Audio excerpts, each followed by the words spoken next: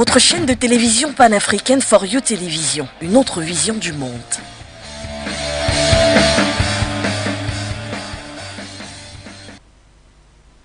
Il était candidat à l'élection présidentielle de 2018 du côté de la République démocratique du Congo. Officiellement, il est le second, après notamment le candidat qui est aujourd'hui président de la République démocratique du Congo, Félix Tshisekedi Tshilombo. Mais lui, il se dit encore que c'est lui qui a gagné les élections. Nous parlons de Martin Fayulu, le très intrépide opposant donc au régime actuel. Martin Fayulu qui, loin de là, n'a jamais nié certainement de tout le soutien nécessaire pour que la République démocratique du Congo demeure donc un État droit où les libertés fondamentales, bien sûr, sont respectées. Ce dernier, donc, qui est en même temps homme d'affaires du côté République démocratique du Congo, s'est prononcé au cours notamment d'une interview accordée donc aux médias du groupe Mediamonde, notamment Radio France Internationale et France 24, où il est revenu sur les élections présidentielles qui doivent se tenir donc du côté République démocratique du Congo, lesquelles entendent être reportées pour l'année 2024, ce qui n'a aucune gêne pour l'homme politique, mais seulement il pose deux conditions. Tout d'abord, parmi les conditions que pose donc Martin Fayulu, c'est que Félix Tshisekedi puisse quitter le pouvoir dans les délais constitutionnels, notamment au plus tard le 23 janvier 2024, et en deuxième position que le président de la transition, donc qui est celui du Sénat, selon la loi bien entendu, puisse lui succéder et organiser les élections présidentielles et législatives dans un délai maximum de 4 mois, c'est-à-dire donc avant le 23 mai 2024, date à laquelle pourra se tenir les élections présidentielles du côté République démocratique du Congo.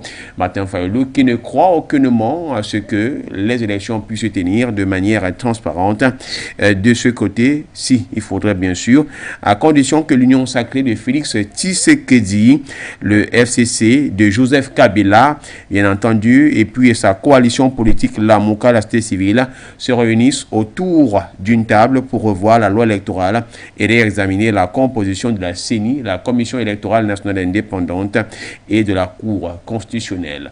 Voilà donc ce qui nous amène à avoir un regard du côté de la République démocratique du Congo, un pays qui est aussi en proie donc dans un conflit avec notamment les Rwandais, ou sinon, disons-le, le M23, le mouvement du 23 mars, un mouvement également Fayulu a demandé à ce que la RDC puisse rompre tout lien avec notamment le Rwanda. Nous tentons de comprendre du moins cette actualité dans le cadre de cette émission, l'info à chaud du 28 octobre 2022. Madame, Monsieur, bienvenue à toutes et à tous. Votre chaîne de télévision panafricaine For You Télévision, une autre vision du monde.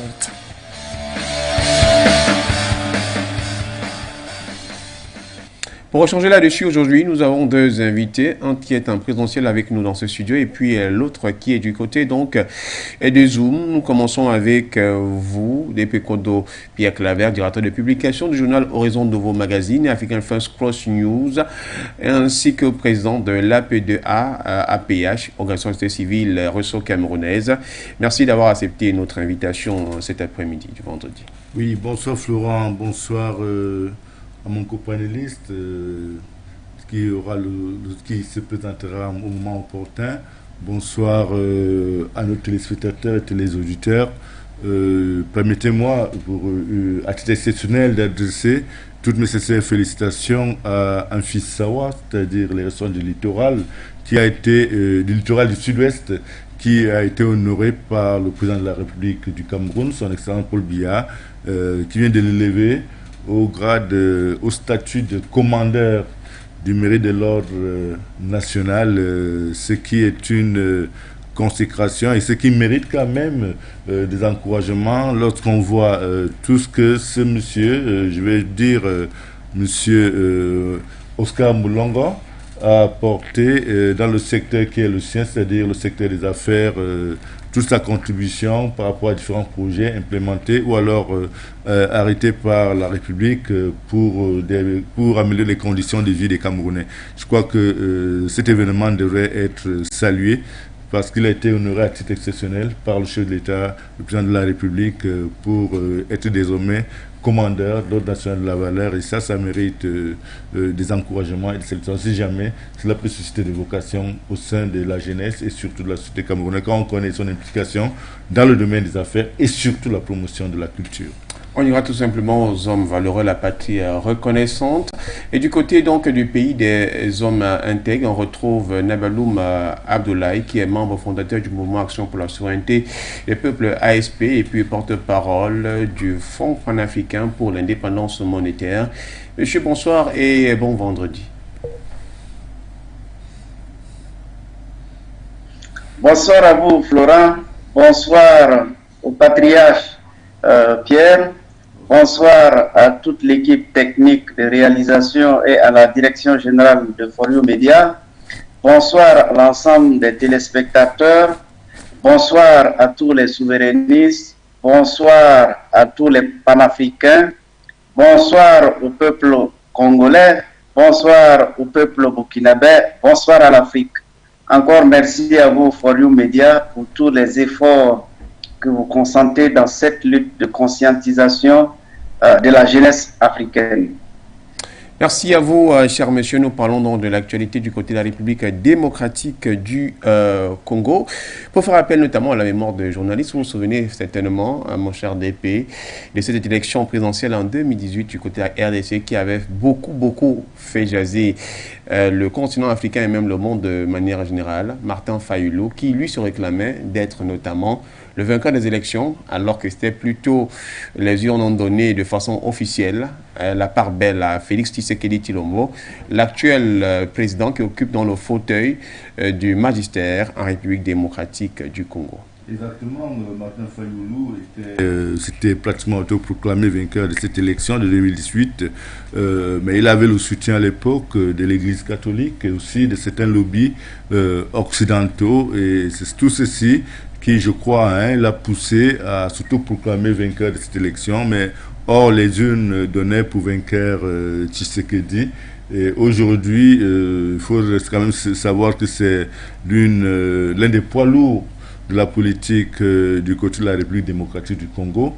Et aucune surprise donc qu'aujourd'hui, il fasse une sortie, surtout dans la perspective de la prochaine présidentielle. Nabaloum Abdoulaye, on vient donc à vous. Ces derniers temps, on a vu beaucoup plus Martin Fayulu commencer à redorer du blason, notamment en ce qui concerne l'aspect sécuritaire à l'est de la RDC, parce qu'il a également donné son temps notamment aux populations de Ngoma et vers le nord Kivu, où il y a eu beaucoup plus de pertes en vies humaines là-dessus, en demandant notamment à ces populations de cirer et de ne pas prêter le flanc à quoi que ce soit pour qu'il y ait notamment une faille de ce côté. Aujourd'hui donc, il grandit davantage dans sa position et parle des élections présidentielles. Il est vrai qu'il a eu à évoquer le cas notamment de cette situation, on va dire guerrienne, mais nous allons peut-être y revenir plus tard. Parlant dans les présidentielles, elles sont entendues d'être reportées en 2024, mais là, n'a aucune gêne pour Martin Fayulu. Il pose deux conditions. Et ces conditions, donc, lorsqu'il les pose, c'est bien entendu pour que si et seulement si ces conditions sont respectées, il va devoir se porter comme candidat. Quelle est votre lecture là-dessus, connaissant forcément l'actualité sur l'homme et puis ce qui se passe en République démocratique du Congo?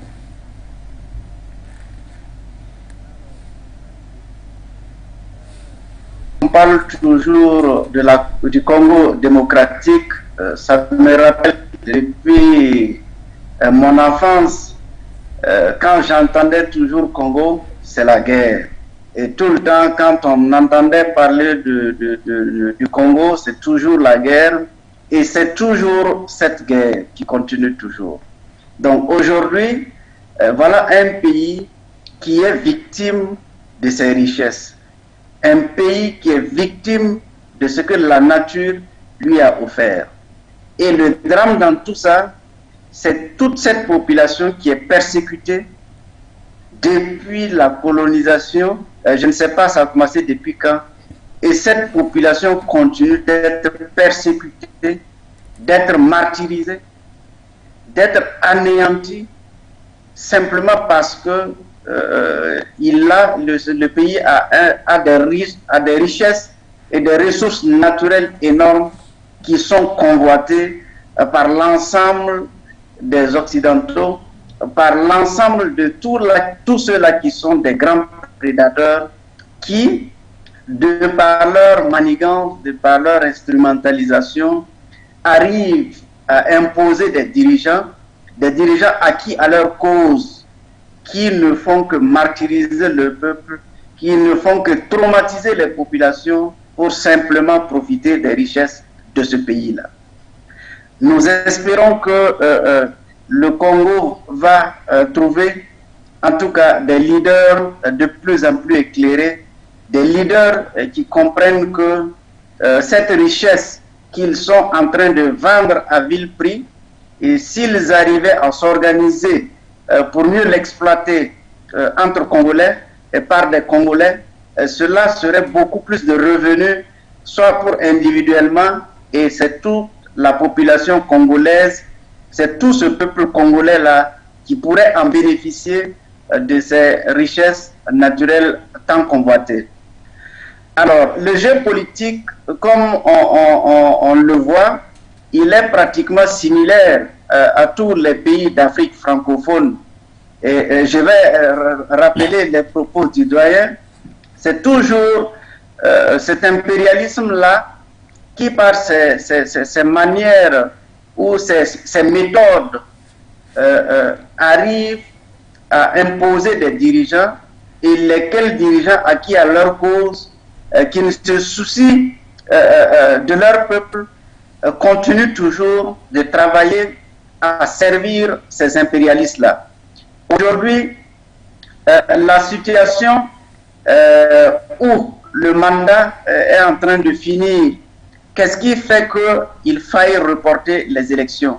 Quels sont les éléments de contrainte que Martin Fayulu, ayant estimé nécessaire, aujourd'hui accepte qu'on puisse prolonger et maintenant pose des conditions pour que ce report soit possible.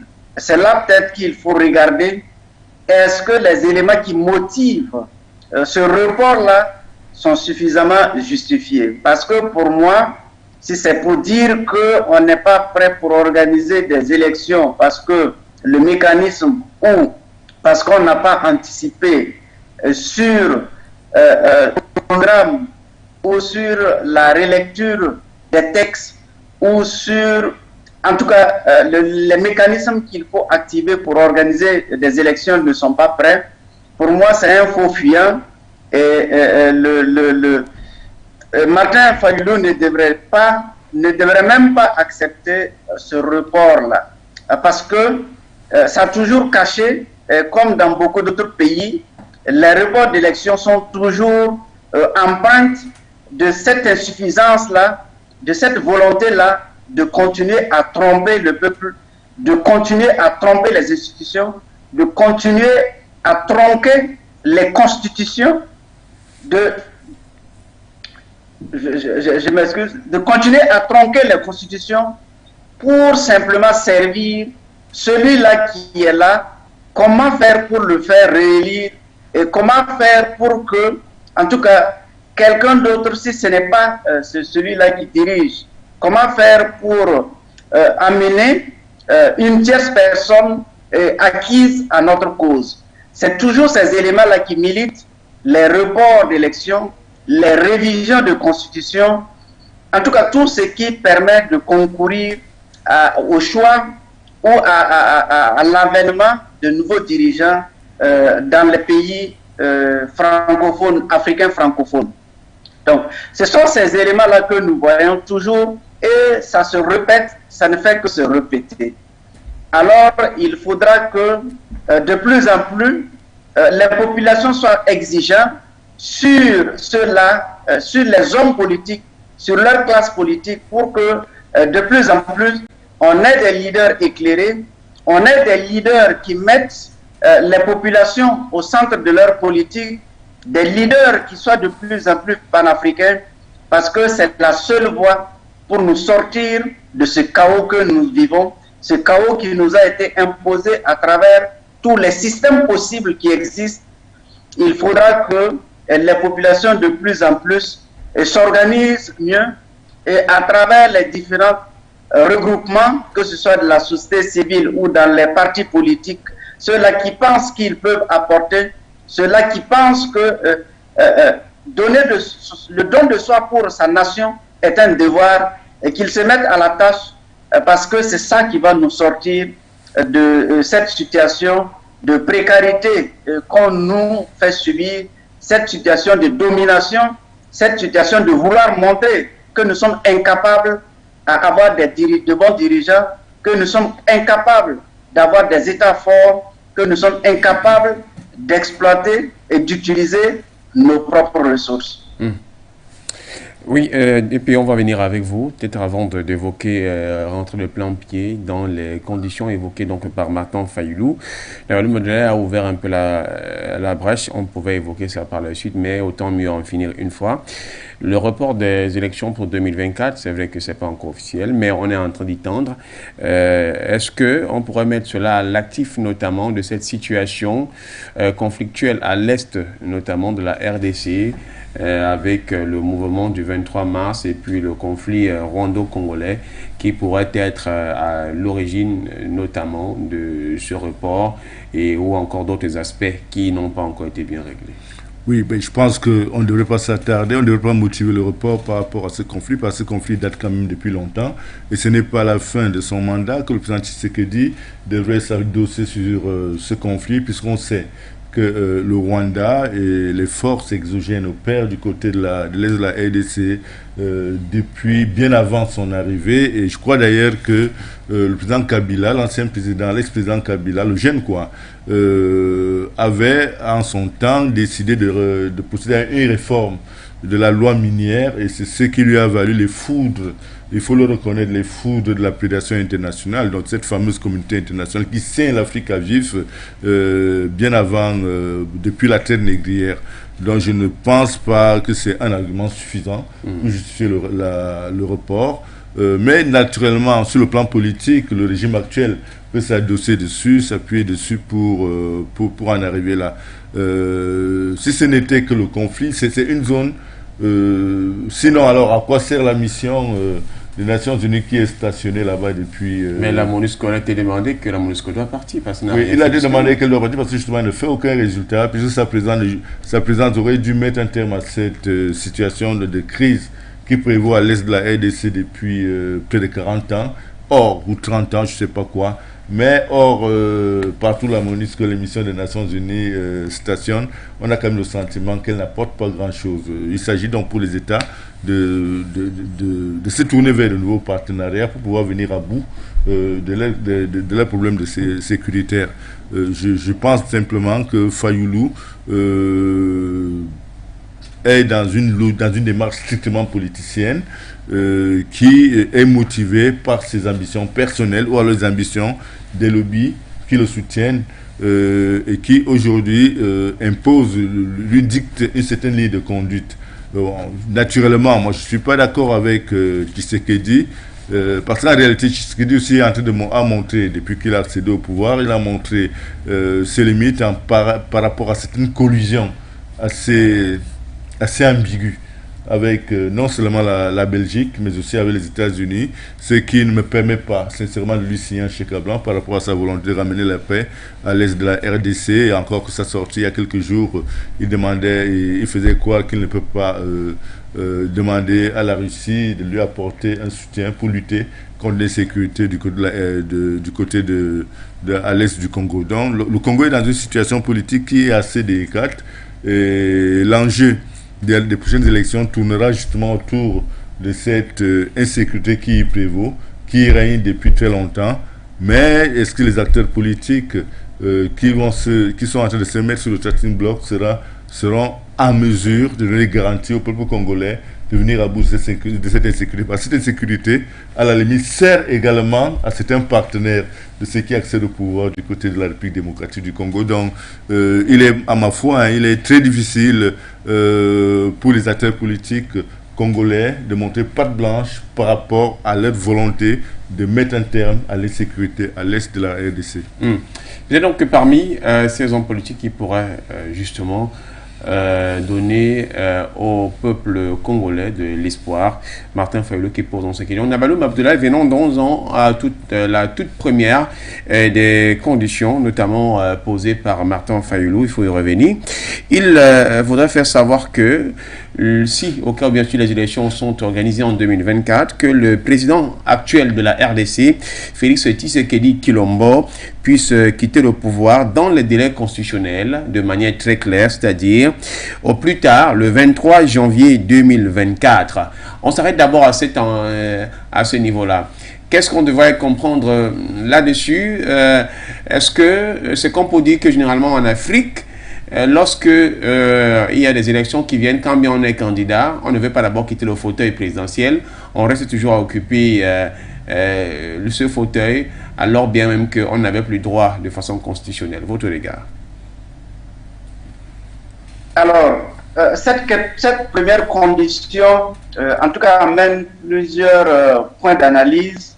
Le premier point d'analyse, c'est que à travers cette condition, Fayulu occulte la possibilité de pouvoir prolonger, en tout cas, la transition. Parce que jusqu'alors, on n'a jamais vu en Afrique francophone, en tout cas, un président dont le mandat est fini, il accepte de laisser le pouvoir à quelqu'un d'autre et le temps d'organiser, quelqu'un d'autre pour organiser les élections et puis revenir compétir à ces élections. On ne l'a jamais vu. Et si ça va être une première à RDC, tant mieux. Mais je crains fort que cette option-là ne puisse se réaliser. Et de ce qu'on a toujours entendu, c'est que les dirigeants qui sont au pouvoir, ils font tout leur possible avec l'impérialisme pour en tout cas soit être réélus ou en tout cas désigner ou faire désigner leur dauphin et qui va simplement le remplacer. Ça, ce sont des faits que nous avons connus et qui s'opèrent toujours, en tout cas avec nos dirigeants. Ça, c'est une réalité. Alors, en posant cette condition, Martin Fayulu met en difficulté, essaye de mettre plutôt en difficulté Tshisekedi pour le permettre, pour l'obliger à sortir des éléments beaucoup plus tangibles, des éléments beaucoup plus concrets qui devraient pouvoir convaincre. Autrement dit, si le président Tshisekedi n'envoie pas des éléments qui puissent convaincre ou des éléments en tout cas très consistants, ce report pourrait ne pas s'opérer et cette situation pourrait projeter le pays certainement dans une autre crise. Au-delà de la crise sécuritaire qui est dans le pays, ça peut entraîner une crise politique par rapport aux deux conditions, mais singulièrement à la première, parce que la première est une condition assez très très forte de sens.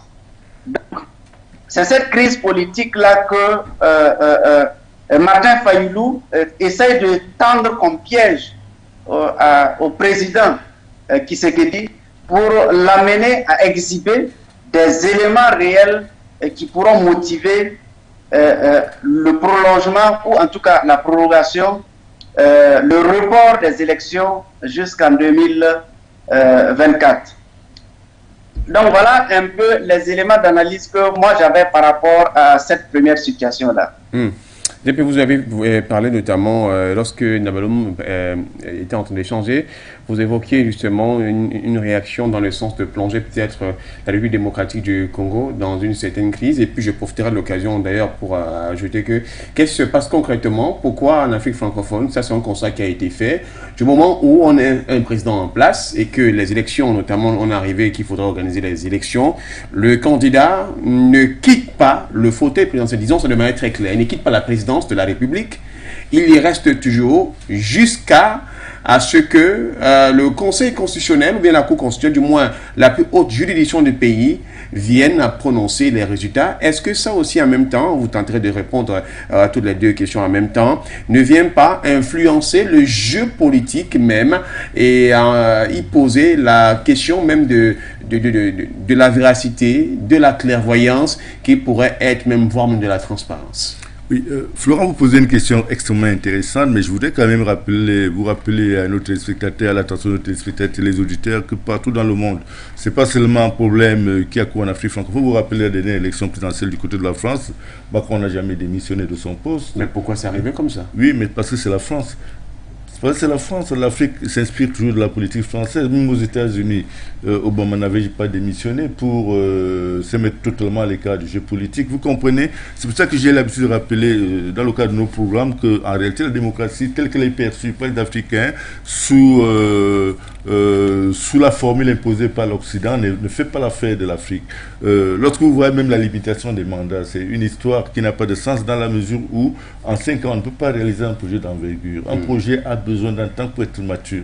Et peut-être qu'on aurait dû, en Afrique, accepter des mandats de 10 ans, simplement parce que l'Afrique est en construction. Et comme l'Afrique est en construction, l'Afrique a besoin de libérer beaucoup d'énergie pour pouvoir maturer des projets. Or, ce n'est pas le cas. S'agissant de ce qui se passe en RDC, comme partout en Afrique, on n'a pas souvenance que dans un seul pays francophone ou alors dans le monde, un chef d'État s'est mis à l'écart pour laisser les mains libres à un conseil de transition ou à des mécanismes mis en place. Encore, faut-il même aller voir qu'est-ce qui est prévu dans la constitution congolaise. Est-ce que la constitution congolaise a prévu des dispositions par rapport aux revendications de Martin Fayoulou, justement? C'est prévu. C'est vrai qu'on va évoquer ça avec Nabalou, mais c'est prévu. Voilà. Du moment où c'est prévu, si maintenant Tshisekedi était dans la légalité, il devrait s'y soumettre. Mais naturellement, comme nos dirigeants ne sont pas forcément au service de leur constitution, donc de leur peuple, ils sont obligés de jongler, et quitte à ce que ça débouche sur une crise sociopolitique majeure qui fera des morts ou je ne sais pas quoi. Et maintenant, l'adversaire dans le Tshisekedi surfe dessus, c'est-à-dire Fayoulou surfe dessus pour voir si cela peut lui permettre de mettre la pression sur le régime actuel, sur le régime de Tshisekedi. C'est très embêtant parce qu'en réalité, vous vous rendez compte que c'est en fait le peuple qui paye toujours le prix et c'est le peuple qui est toujours exposé pour payer la barbarie politique de certains de nos dirigeants. Si jamais cela est le cas, que cette disposition est prévue dans la Constitution, je ne vois pas pourquoi est-ce que Tshisekedi devrait ne pas s'y soumettre. Puisqu'en réalité, il incarne la République et il est tenu à respecter les dispositions constitutionnelles. C'est dommage s'il est établi que la disposition est prévue dans la Constitution et que Tshisekedi ne la respecte pas. Ça donne le champ libre non seulement à Fayoulou, mais également à d'autres candidats qui pourraient rentrer dans le jeu politique pour s'appuyer dessus, quitte à provoquer une crise sociopolitique qui fera sans doute beaucoup de morts. Nabalou Abdoulaye, le DPCODO fait part de ce que, est-ce que la constitution congolaise prévoit que si, notamment les élections présidentielles sont annoncées, que le candidat sortant, du moment où il n'y a pas limitation de mandat bien entendu, doit quitter la présidence de la République pour aller séjourner, je ne sais pas trop, dans une maison de vacances ou bien dans sa résidence personnelle lorsqu'il était encore citoyen lambda avant d'attendre la fin des élections. Ça nous permet donc d'évoquer la deuxième condition de Martin Fayoulou qui dit que le président de la transition, le président du Sénat, selon la loi qui lui succédera, organise les élections présidentielles et législatives dans un délai de 4 mois, c'est-à-dire avant le 23 mai 2004, comme le prévoit la loi en cas d'empêchement présidentiel. On comprend forcément que ça a été prévu selon la Constitution. Et pour réagir également là-dessus, qu'est-ce qui empêcherait notamment un chef d'État de quitter le fauteuil tant que la Constitution, la loi du pays le demande? Est-ce que c'est parce que le pouvoir, on est tellement absorbé par le pouvoir, on a le goût de gérer, de dominer, de gouverner, au point que si on quitte justement le fauteuil, on a comme l'impression de ne plus être soi-même, on a l'impression de perdre tous ses moyens, on a l'impression de tout perdre complètement, de ne plus exister. Alors, c'est ce que je dirais, parce que en Afrique, comme francophone, je connais, je vais dire, la classe politique, à travers toutes les idéologies possibles qu'on nous a fait comprendre, mais dans les faits des dirigeants, on constate que ce n'est nullement une idéologie qui sous-tend, en tout cas, la gouvernance d'aucun président élu démocratiquement. Au contraire, c'est l'égoïsme personnel. Comment gouverner avec son clan, comment gouverner avec ses amis, comment dilapider, comment, en tout cas, exploiter l'appareil d'État, comment gaspiller les ressources de l'État. Ce sont ces éléments-là qui caractérisent la gouvernance en tout cas des dirigeants, pour la plupart des dirigeants africains, de ce qu'on a vu jusqu'à maintenant. Donc ce n'est pas une question d'idéologie. Si c'était une question d'idéologie, les populations seraient beaucoup plus, seraient les premiers bénéficiaires. Et vous voyez ici, la deuxième condition que Fayulu propose, c'est comme si Fayulu même essaye de trouver des solutions pour Tshisekedi. Chose bizarre. Pourquoi est-ce qu'il faut forcément aller citer cette possibilité que offre la Constitution pour exhiber comme une condition si elle est déjà transcrite dans la Constitution? Donc, c'est dire que Fayulu lui-même sait que cette possibilité que le président quitte le fauteuil, en tout cas quitte le palais, se mette en retrait, confie la gestion du pays à une tierce personne, le temps d'organiser les élections ne sera pas possible. Il le sait très bien, malgré qu'il y ait ce passage de la Constitution qui le permet. Alors vous verrez très rapidement, dans les jours à venir, on va vous sortir des experts de tout constitutionnalisme possible, et ils vont aller vous dénicher quelque part un article qui énonce et qui permet de contourner cette situation-là. Donc, cette condition posée par Fayulu, pour moi, elle ne méritait pas d'être énoncée puisqu'elle est déjà contenue dans la première, mais c'est l'analyse aussi qu'on peut faire, c'est pour rappeler, c'est pour prendre à témoin l'opinion nationale et l'opinion internationale que l'utilisation de la Constitution, comment on les appelle, les constitutionnalistes, qui sont les spécialistes, à trouver des parades qu'une fois, ils n'ont qu'à au moins faire l'effort de laisser ces pratiques qui n'honorent pas les dirigeants, ces pratiques qui n'honorent pas cette classe soi-disant élite africaine, qu'au moins on laisse les dirigeants faire face à leurs responsabilités, face aux actes qu'ils ont posés, et que l'opinion nationale, les Congolais, puissent apprécier le président de sa gestion, mais aussi les mécanismes qu'il prévoit pour la passation, en tout cas pour cette succession-là. Donc pour moi, c'est une manière d'interpeller d'abord la nation, mais aussi mettre en garde toute la communauté internationale, ou du moins alerter toute la communauté internationale sur les velléités possibles que voudrait entreprendre le président Tshisekedi dans le sens de pouvoir s'en sortir en utilisant d'autres possibilités pour rester au pouvoir et organiser des élections.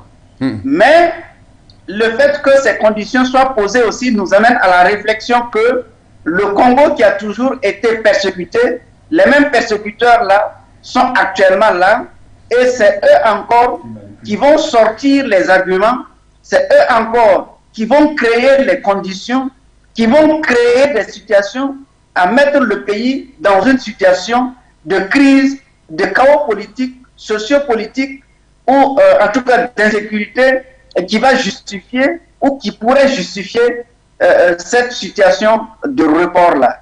Donc voilà un peu les éléments d'analyse qui, de mon point de vue, ces deux conditions, c'est bien qu'ils les posent, mais ça interpelle en tout cas l'ensemble de la population centrafricaine, l'ensemble de la classe politique à se préparer dès maintenant qu'il y a une transition qui est en train de s'opérer et les signaux sont assez forts parce que annonciateurs des crises éventuelles.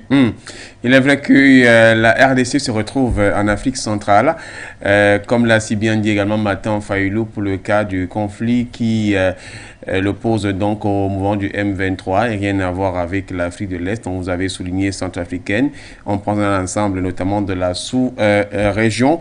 On est en train de vouloir sortir de cette émission. Je voudrais, avant de vous poser d'autres questions, en une minute, Depekodo, dites-nous, est-ce que quand on a fait ces analyses, on vous a écouté, on a écouté donc Nabaloum, devrait-on comprendre que Martin Fayulu est dans une question de positionnement, lui qui s'est toujours reconnu ou réclamé comme étant le vainqueur des élections présidentielles et voudrait, comme Nabaloum le disait, attirer l'attention de toute la frange de la population congolaise pour vouloir mettre donc de façon peut-être officielle l'état ou encore les dérives du président Tshisekedi. Naturellement, nous sommes dans le jeu politique. Martin Fayulu veut profiter des faiblesses du système actuel pour pouvoir rebondir et gagner la sympathie du peuple des Congolais dans la perspective justement de la présidentielle annoncée. Et là, il dit, ben voilà, je vous avais prévenu que si les dispositions constitutionnelles ne sont pas respectées, nous allons nous retrouver dos au mur ou alors dans le mur. Il est dans une démarche strictement politique. Mais je voudrais quand même rappeler à nos téléauditeurs que vous savez, la plupart des constitutions actuelles en Afrique sont calquées, ont été écrites dans l'euphorie des conférences nationales au lendemain du discours du président français François Mitterrand.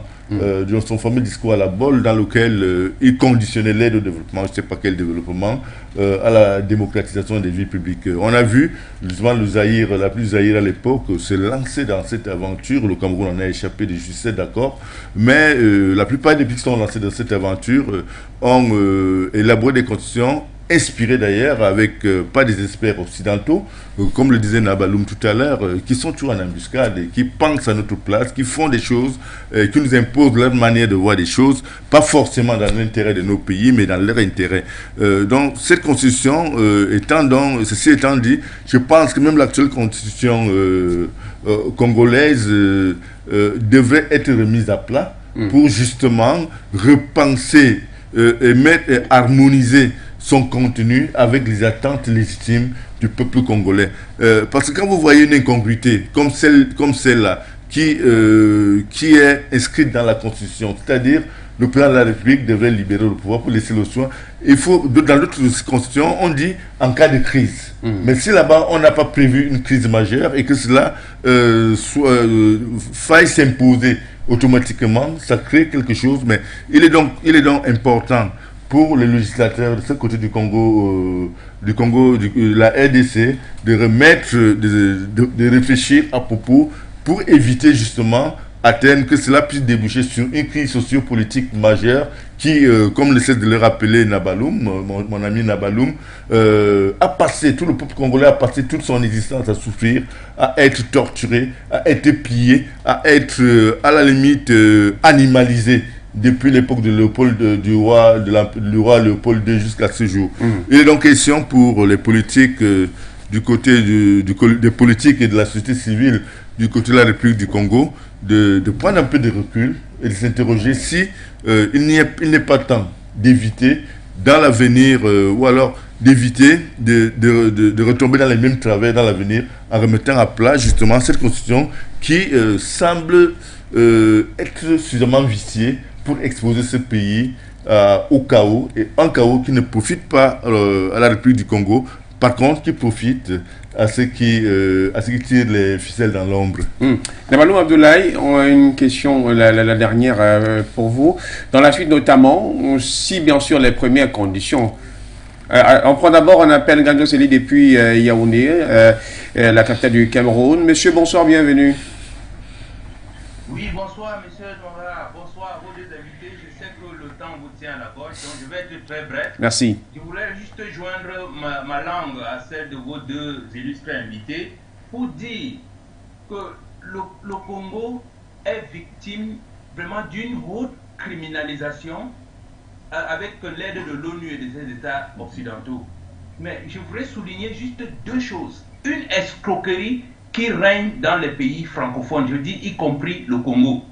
Cette escroquerie, vos panélistes l'ont déjà souligné, il s'agit d'une interprétation, c'est-à-dire que vous avez un réseau de criminels experts constitutionnalistes qui sont capables de venir vous dire que l'eau que vous voyez là, incolore et inodore, a une couleur bleue, verte ou jaune, selon les circonstances. La deuxième escroquerie donc, qui sévit dans ces pays-là, c'est ce qu'on appelle la promulgation des lois qui n'apparaissent pas dans le journal officiel. Autrement dit, le peuple n'est pas au courant de la précision sur les lois.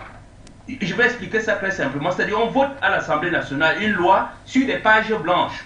Et à tout moment, puisque ce n'est pas publié dans le journal officiel, aucun journaliste n'est capable de vous donner la mouture de la loi.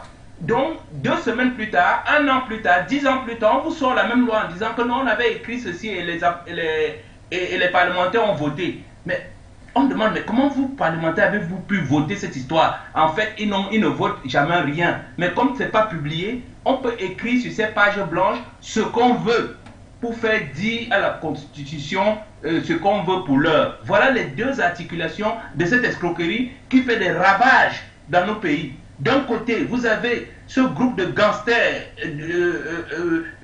spécialistes ou experts des constitutions, et de l'autre côté, il y a ces pages blanches des lois non écrites. C'est-à-dire, on les sort. Imaginez qu'un président souhaite avoir 2 milliards par semaine dans son compte. Alors, on va aller vous dénicher une loi que les parlementaires ont votée 25 ans plus tôt, qui dit que le président a le droit de disposer de 2 milliards par semaine. C'est tout. Et on vous écrit ça, mais comme ce n'est publié nulle part, aucun journaliste ne peut contester ces dits-là. Voilà ce que je souhaitais ajouter, M. Nara. Bonne soirée à vous. Bonne soirée à vous, M. Ganjo-Seli. Merci beaucoup, Nabalou Abdoulaye.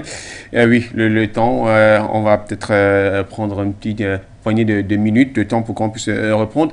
Je disais donc aux 2 premières conditions, si bien sûr elles sont respectées, il y a la condition des élections transparentes. Martin Fayulu fait comprendre qu'il faudrait que la coalition notamment de Félix Tshisekedi et puis le FCC de Joseph Kabila ainsi que son parti à lui, l'Umuka, la société civile, puissent se concerter, se réunir pour revoir donc le code électoral ainsi qu'avec la Commission électorale nationale indépendante qui, selon lui, ne peuvent garantir aucune élection indépendante ou transparente si, bien sûr, cela n'a pas été revu. C'est légitime de sa part pour tout le monde quand on va à une élection présidentielle. En 2 minutes, s'il vous plaît. Alors, ça aussi, ce n'est pas un fait nouveau. On le sait très bien. Tout l'appareil qui permet d'organiser et de délibérer les résultats des élections et c'est toujours passé en revue pour s'assurer, parce que c'est par là que les velléités peuvent s'exécuter et qui va remettre en cause tous les efforts que les uns et les autres sont en train de fournir. Donc, il est bien normal qu'ils puissent repasser en revue ce dispositif-là, parce que c'est assez important. Et si le dispositif n'offre pas des garanties suffisantes, on sait que c'est difficile d'avoir une garantie à 100%, mais ça permet au moins de contenir certains risques et en tout cas de tendre vers la réalité, parce qu'on le sait aussi, très rarement, les élections n'ont été aussi transparentes dans pratiquement tous les pays du monde. Ça, c'est pas en Afrique seulement. Donc, il y a cette possibilité-là. Mais le fait de pouvoir revenir sur ce dispositif est véritablement une très bonne chose. Je voulais aussi sortir mais en disant que lorsque le président Kabila avait accepté les résultats, ceci en tout cas nous a donné espoir que la République démocratique du Congo rentrait dans une nouvelle ère qui est quand même de connaître une succession, une première succession au pouvoir et qui va se perpétuer, qui va se continuer parce qu'on sait que l'engrenage et le qui a été construit au Congo pour permettre au Congo de ne jamais s'en sortir, se démêler un peu. Ça nous a donné l'espoir en tout cas que le Congo va s'améliorer dans sa gestion, le Congo va s'améliorer dans la désignation de ses présidents et au fur et à mesure. C'est un appel que nous lançons au président Tshisekedi qu'il prenne toutes les dispositions et qu'il puisse organiser la succession s'il y a lieu, en tout cas les élections, de sorte à éviter ces crises politiques et que tous les candidats qui pourront participer mettent au centre de leurs intérêts l'intérêt premier du Congolais, l'intérêt des peuples congolais, les aspirations profondes de ce peuple-là. Du reste, on va dire à tous les panafricains congolais qu'ils puissent, par leur action, minime soit-elle, contribuer de façon significativement à conscientiser les populations parce que c'est les Congolais qui vont libérer le Congo de cet impérialisme, qui va libérer les populations congolaises, qui va donner aux Congolais les dirigeants les meilleurs, les dirigeants panafricains, les dirigeants éclairés qui vont travailler dans l'intérêt de leur peuple et pour répondre aux aspirations de leur peuple. Voilà, merci donc merci à vous. Encore à l'ensemble des téléspectateurs. Merci donc à vous, Nabaloum Abdoulaye, depuis le pays Zomente, qu'on retrouvera certainement prochainement, pourquoi pas demain dans le cadre de notre édition. On va sortir de cette émission depuis 1 minute, juste pour réagir sur cette coalition, pour revoir le code électoral et puis la CENI pour les élections transparentes. En 1 minute. Vous savez, si les gens s'inscrivent dans une dynamique de placer le peuple congolais, bon, je parle du côté de la RDC, ça s'impose également pour tous les autres pays africains, surtout francophones. Si les dirigeants pouvaient s'inscrire dans une dynamique de satisfaire les attentes de leur peuple, je pense que je ne verrais pas d'un mauvais œil que toutes les forces politiques puissent effectivement se réunir pour penser l'avenir et même associer la société civile, parce qu'il n'y a pas seulement les forces politiques qui peuvent penser l'avenir d'un pays, il y a aussi la société civile, il y a des organisations socio-professionnelles qui sont en contact avec un certain nombre de réalités que les hommes politiques peuvent occulter. Bon, il s'agit simplement de faire preuve d'honnêteté vis-à-vis de l'intérêt supérieur de la nation qui, en réalité, devrait être au service du peuple. Malheureusement, avec l'ingérence étrangère que les pays africains, dont les pays africains font l'objet, on a le sentiment que l'élite est davantage au service des intérêts étrangers que des intérêts du peuple.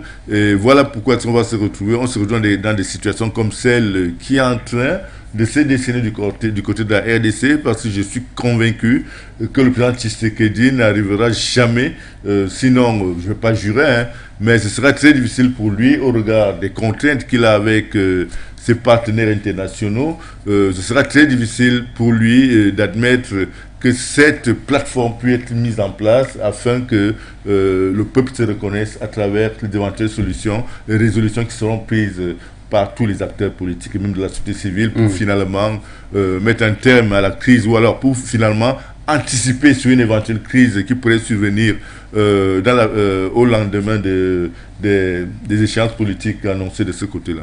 Voilà, merci à vous, DP, pour votre réaction. Je vous souhaite, je vous dis merci d'être passé par ici, tout en vous souhaitant un bon week-end. On aura forcément l'occasion de se retrouver très prochainement sur les antennes de For You Média Africa, l'ensemble de son réseau média. Bien sûr, merci aussi à nos téléspectateurs et téléauditeurs. Mais là, je vais prendre la route pour un déplacement à l'intérêt du pays. Je voudrais quand même aussi présenter une fois de plus mes félicitations au nouveau premier commandeur des ordres nationaux du Cameroun, Oscar Moulonga, dont que le chef d'État vient de gratifier d'une grosse distinction. Voilà, merci à vous, madame, monsieur. Merci également de votre attention.